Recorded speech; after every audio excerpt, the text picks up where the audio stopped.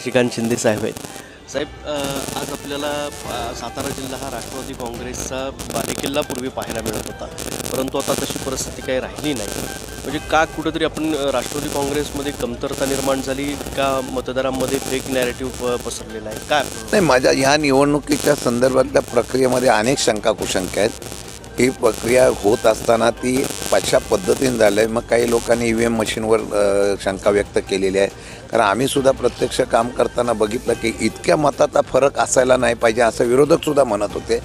असं जर असेल तर सगळ्या जिल्ह्यामध्ये अशा प्रकारचा हा सातारा जिल्हा जर लोकातून येत नसेल तर वेगळ्या पद्धतीने करायचा का, असं सुद्धा शक्यता नाकारता येत नाही। पण शेवटी निवडणुकीचा निकाल हा स्वीकारावा लागतो आणि निवडणुकीचा निकाल स्वीकारून आम्ही पुढे जाण्याचा प्रयत्न केलेला आहे। परंतु शेवटी असं असतं की हळूहळू नेते फोडले, हळूहळू पक्ष फोडले, त्यामुळे सातारा जिल्ह्यामध्ये काही का होईना पण त्याचा परिणाम हा मला पाहायला मिळालेला आहे। आता नवीन संघटना बांधून नवीन पद्धतीने उमेदीने उभं करून परत एकदा चांगल्या प्रकारची बांधणी करून परत पक्ष उभं करणं, शेवटी विचार कधी मेले जात नसतात। आणि आता बघताय सरकार आल्यानंतर ज्या परिस्थितीमध्ये ज्या पद्धतीने राज्यामध्ये आता घटना घडत आहेत त्याचा निश्चितपणाने लोक हा विचार करते आणि आत्ताची सुरुवात आहे सरकारची।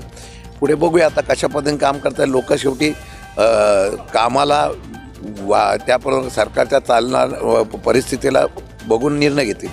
आता महायुतीनं साताराला सर्वाधिक मंत्रिपदं दिलेली आहेत। आपल्याला असं वाटतं की सातारा जिल्हा एक रोल मॉडेल म्हणून राज्यामध्ये प्रगतीपथावरती यावं? माझं असं म्हणणं आहे, त्यावेळेपासून मी मनापासून बोलत होतो। मला मंत्री असताना संधी फार कमी मिळाली। मी 9 महिन्यामध्ये मेडिकल कॉलेज असेल, पर्यटन, टुरिझम वगैरे अशा प्रकार आणण्याचा प्रयत्न केला।